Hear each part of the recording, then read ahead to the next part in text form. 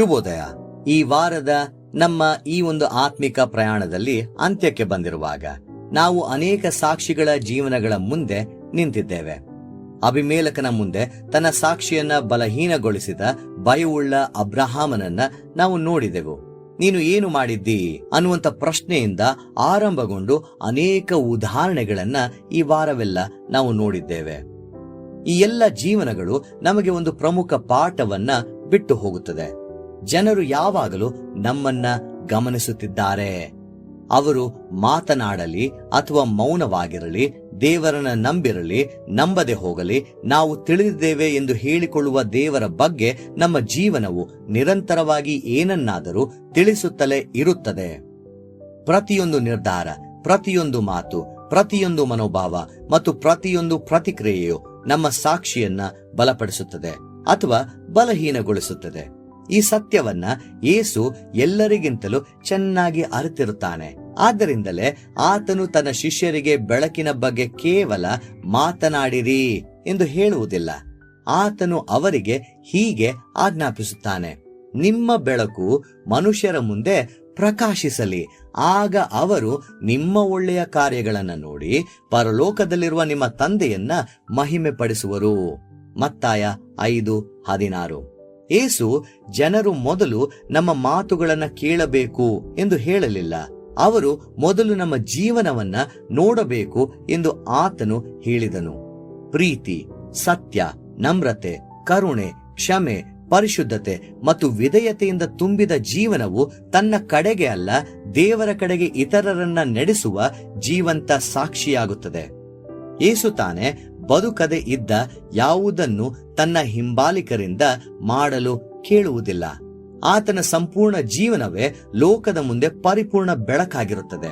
ಆತನು ತಿರಸ್ಕೃತರನ್ನ ಪ್ರೀತಿಸುತ್ತಾನೆ, ಅರ್ಹತೆ ಇಲ್ಲದವರಿಗೆ ಸೇವೆಯನ್ನ ಮಾಡುತ್ತಾನೆ, ಭಯವಿಲ್ಲದೆ ಸತ್ಯವನ್ನ ಹೇಳುತ್ತಾನೆ, ತನ್ನ ಶತ್ರುಗಳನ್ನ ಕ್ಷಮಿಸುತ್ತಾನೆ ಮತ್ತು ಶಿಲುಬೆಯ ಮರಣದವರೆಗೂ ತಂದೆಗೆ ವಿಧೇಯನಾಗಿರುತ್ತಾನೆ.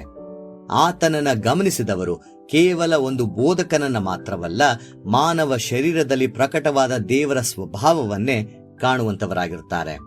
ಆತನ ಜೀವನವು ಆತನ ಮಾತುಗಳಿಗೆ ಅಧಿಕಾರವನ್ನ ನೀಡಿರುತ್ತದೆ. ಈಗ ಅದೇ ಕರೆಯು ನಮ್ಮ ಮೇಲೆಯೂ ಇದೆ.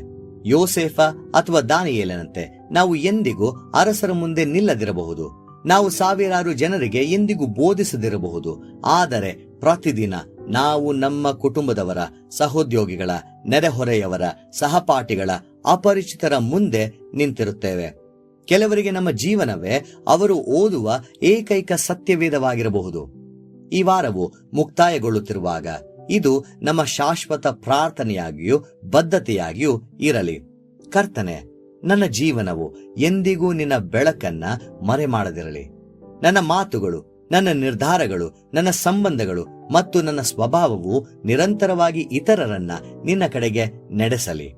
ಜನರು ನನ್ನನ್ನು ಗಮನಿಸಿದಾಗ ಅವರು ಕೇವಲ ನನ್ನನ್ನ ಮೆಚ್ಚಿಕೊಳ್ಳದೆ ಪರಲೋಕದಲ್ಲಿರುವ ನನ್ನ ತಂದೆಯನ್ನ ಮಹಿಮೆಪಡಿಸುವವರಾಗಿರಲಿ.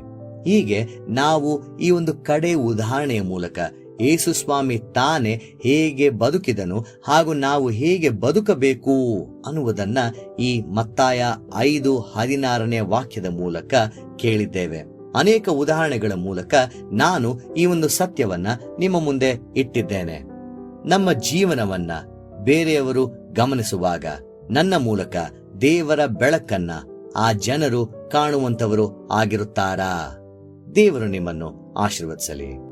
ಈ ಕಾರ್ಯಕ್ರಮದ ಬಗ್ಗೆ ನಿಮ್ಮ ಅಭಿಪ್ರಾಯ, ಸಲಹೆಗಳು ಹಾಗೂ ಯಾವುದೇ ಪ್ರಾರ್ಥನಾ ಮನವಿಗಳಿದ್ದಲ್ಲಿ ನಮ್ಮ ದೂರವಾಣಿ ಸಂಖ್ಯೆಗೆ ನೀವು ಕರೆ ಮಾಡಬಹುದು. ನಮ್ಮ ದೂರವಾಣಿ ಸಂಖ್ಯೆ 996026065453. ನಿಮ್ಮ ಅಭಿಪ್ರಾಯಗಳನ್ನು ಇಮೇಲ್ ಮೂಲಕವೂ ನಮಗೆ ತಿಳಿಸಬಹುದು. ನಮ್ಮ ಇಮೇಲ್ ID info@fibaonline.org. ವಂದನೆಗಳು.